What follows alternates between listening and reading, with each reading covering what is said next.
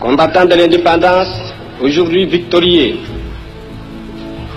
je vous salue au nom du gouvernement congolais.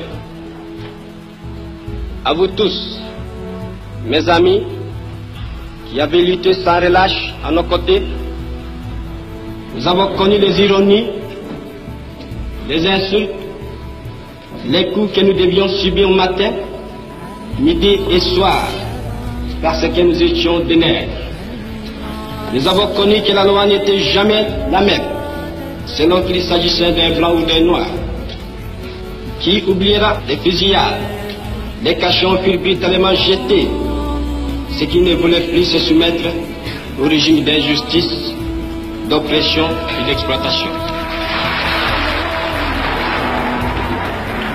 Ça, c'est vraiment le moment de ce fameux discours du 30 juin 1960.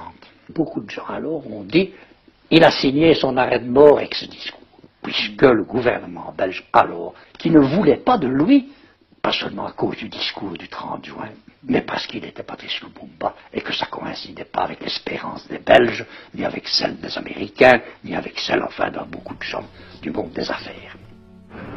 Bien longtemps d'avance, j'ai souvent lutté contre l'injustice. J'étais profondément éduqué dans la doctrine, pour ainsi dire, vraiment chrétienne. J'avais ce sentiment et mon père, ma mère m'ont toujours dit il ne faut pas être méchant, il faut être bon envers les gens, mais quand on vous a frappé, il ne faut pas répondre. Et alors je n'ai jamais compris dans ma vie pourquoi à l'école on nous enseignait qu'il faut être bon, il faut la charité chrétienne, il faut l'amitié entre les hommes. Comment on peut concilier l'instruction que les Européens nous donnaient à l'école, le principe de civilisation et de morale, avec les actes que ces Européens commettaient vis-à-vis des populations noires.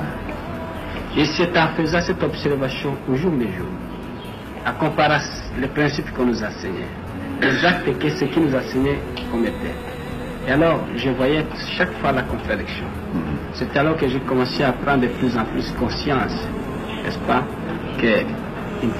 alors, j'ai commencé, n'est-ce pas, à étudier les révolutions à travers l'humanité, très souvent la révolution française, les causes qui ont été à la base de cette révolution. Pourquoi ces gens se sont révoltés? Pourquoi ils ont lutté pour la liberté?